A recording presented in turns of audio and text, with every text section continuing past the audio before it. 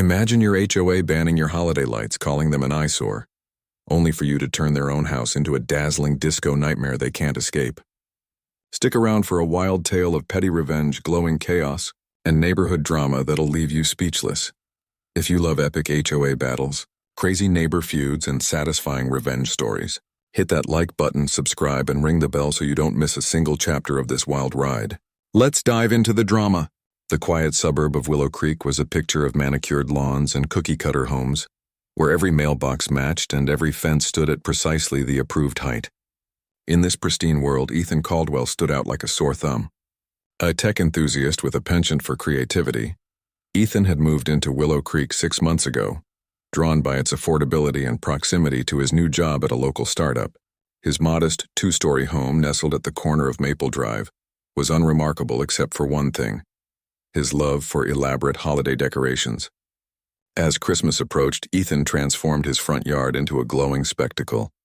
Strings of LED lights draped over his porch, twinkling icicle lights hung from the eaves, and a massive inflatable Santa waved cheerfully from the lawn.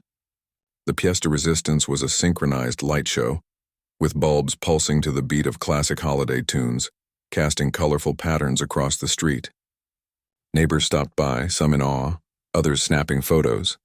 But the Willow Creek Homeowners Association was not amused.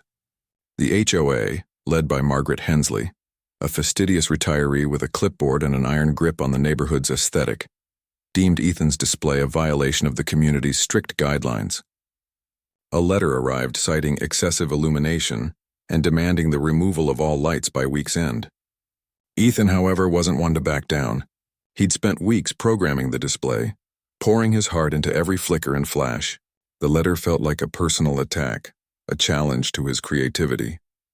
Instead of complying, he decided to push back, not by arguing, but by doubling down.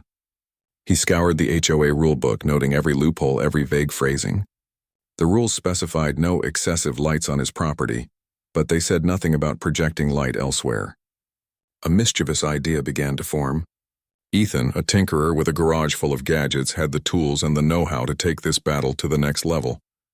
He spent nights sketching plans, ordering equipment, and testing his setup in secret. By the deadline, his lights were off, but his plan was just beginning. Margaret, smugly assuming victory, patrolled the neighborhood, unaware that Ethan was about to turn her world into a kaleidoscope of chaos. As the sun set on a chilly December evening, Ethan flipped a switch in his garage. Across the street, Margaret's pristine white colonial home lit up in a blaze of color. Beams of red, green, and blue danced across her facade, synchronized to a thumping remix of Jingle Bells. Her windows pulsed, her shutters glowed, and her perfectly trimmed hedges shimmered like a nightclub. Ethan had rigged a high-powered projector, hidden in his attic, to transform Margaret's house into the centerpiece of his light show. The neighborhood buzzed, cars slowed to gawk, and phones lit up with videos. Margaret stormed out, her face a mix of fury and confusion. But Ethan was within his rights. The lights weren't on his property, they were on hers. The first battle had been won, but the war was just beginning. Ethan's projector stunt sent ripples through Willow Creek. Margaret, humiliated by the disco inferno that was now her home, doubled down on her crusade. She called an emergency HOA meeting, rallying her loyalists, mostly older residents who clung to the neighborhood's uniformity like a lifeline. Ethan, meanwhile, basked in the glow of his victory. His phone pinged with notifications as videos of Margaret's house went viral on social media, tagged with hashtags like "Your Disco HOA" and "Charlotte Show Revenge." Local teens drove by, honking in approval, while Ethan sipped coffee in his garage, tweaking his setup for round 2. The HOA meeting was a spectacle of indignation. Margaret, clutching her rulebook, declared Ethan's actions a deliberate provocation, though she struggled to pinpoint a specific violation. The board agreed to send another letter, this time threatening fines for disrupting community harmony. Ethan received the notice and grinned.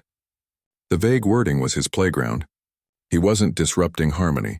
He was enhancing it, or so he argued in a politely worded response, citing the rulebook's lack of clarity on light projection. Behind the scenes, he upgraded his arsenal. He added lasers to his projector, capable of sharper patterns and brighter colors, and programmed a new sequence to a medley of pop hits. The next evening, Margaret's house became a psychedelic canvas with swirling stars and neon waves pulsing to the beat of an 80s dance track.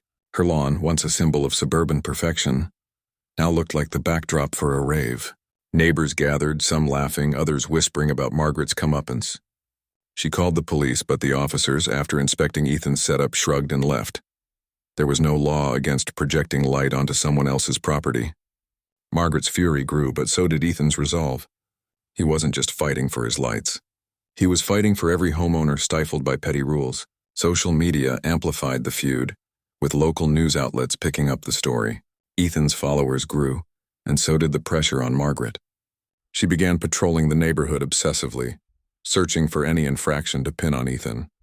She found one. A single blade of grass on his lawn was a quarter-inch too tall. A new citation arrived, but Ethan was ready. He had studied Margaret's own property, noting her trash cans were left out past pickup day, a clear violation. He reported it anonymously, leveling the playing field. The neighborhood watched, enthralled as the two squared off, each move more audacious than the last. Ethan's projectors hummed and Margaret's house glowed brighter each night, a beacon of his defiance. The standoff escalated as Christmas neared. Margaret, desperate to reclaim control, hired a lawyer to comb through the HOA bylaws for anything to stop Ethan's light show. The lawyer found a clause about nuisance behavior, and the HOA issued a formal cease and desist threatening legal action. Ethan, undeterred, consulted a friend who was a paralegal. Together they crafted a response, arguing that the projections caused no physical harm and fell outside the HOA's jurisdiction. The lawyer's fees drained the HOA's budget, sparking murmurs of dissent among residents tired of Margaret's vendetta. Ethan, meanwhile, took his project to new heights. He invested in a second projector, doubling the intensity of the display. Now Margaret's house wasn't just a disco. It was a full-blown light festival with animated snowflakes, spinning candy canes, and bursts of color that drew crowds from neighboring towns. The street became a nightly attraction, with families piling into cars to witness the spectacle. Ethan added a fog machine for effect, casting an ethereal haze that made the lights pop. Social media exploded with influencers streaming live from Maple Drive, dubbing it Disco House. Margaret's attempts to shut it down backfired. Her complaints to the city were met with shrugs. Permits weren't required for temporary light displays. She tried covering her windows with blackout curtains, but the lasers pierced through, painting her interior walls with color. Her once pristine reputation crumbled as neighbors, tired of her overreach, began siding with Ethan.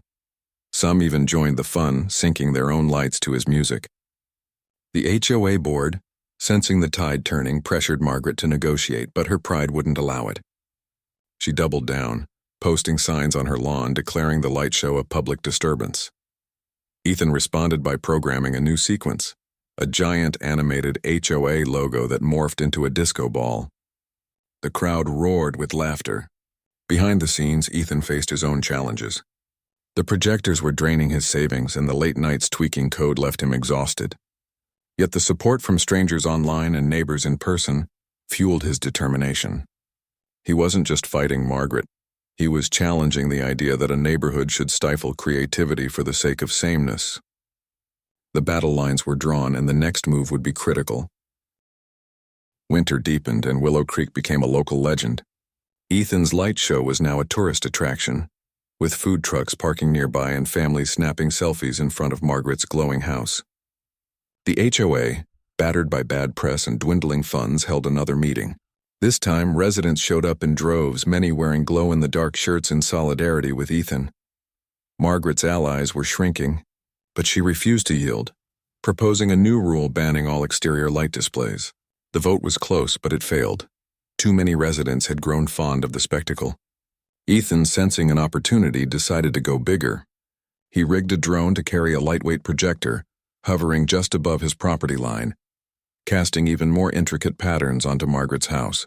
The drone danced in the sky, painting her roof with shimmering snowstorms and cascading stars. The crowd cheered and videos went viral, racking up millions of views. Margaret, pushed to her limit, tried a new tactic. She installed floodlights on her property, aiming them at Ethan's house to drown out his projectors. But Ethan was one step ahead. He recalibrated his lasers to overpower her lights, turning her counterattack into part of his show. Her floodlights became a canvas reflecting his colors back at her. The neighborhood was now a battleground of light, with Ethan's creativity outshining Margaret's desperation. Behind closed doors, Margaret's resolve began to crack. Her husband, a quiet man who'd stayed out of the feud, urged her to let it go. Neighbors stopped inviting her to gatherings, and her once loyal HOA board began questioning her leadership. Ethan, meanwhile, faced a dilemma. His project was draining his resources, and the constant maintenance was wearing him down. Yet the community's support kept him going. Strangers sent donations through a crowdfunding page, and local businesses offered to sponsor his display. He used the funds to add a sound system, piping music into the street to match the lights. The final straw for Margaret came when a national news outlet ran a story on the Willow Creek disco war, painting her as the villain. Public pressure mounted, and the HOA board called for her resignation. She refused, but the writing was on the wall. Ethan's light show had become a symbol of resistance, and the neighborhood was ready for change. The saga reached its climax on Christmas Eve. Ethan unveiled his grand finale, a light show that covered not just Margaret's house but the entire street, with synchronized drones, projectors, and music creating a dazzling spectacle. Neighbors joined in, adding their own lights to the mix, turning Willow Creek into a glowing wonderland. Margaret's house, still the centerpiece, was bathed in a cascade of colors that told a story, starting with conflict, moving to struggle, and ending with unity. The crowd, now numbering in the hundreds, applauded as the show ended with a projected message: "Happy Holidays, Willow Creek." Margaret watched from her window, defeated. The next day, she announced her resignation from the HOA board, citing personal reasons. The neighborhood elected a new president, a younger resident who promised to loosen the restrictive rules. Ethan dismantled his projectors, his point made. His light show had done more than win a feud.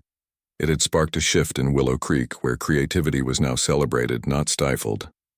Months later, the neighborhood organized its first community light festival, with Ethan as an honorary consultant. Margaret moved away, her house sold to a family who embraced the new spirit of Willow Creek.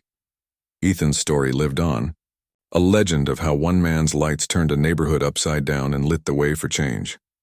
If you enjoyed this wild HOA showdown, smash that like button, subscribe, and hit the bell for more epic neighbor drama. Drop a comment with your own HOA horror stories. We'd love to hear them. See you in the next one.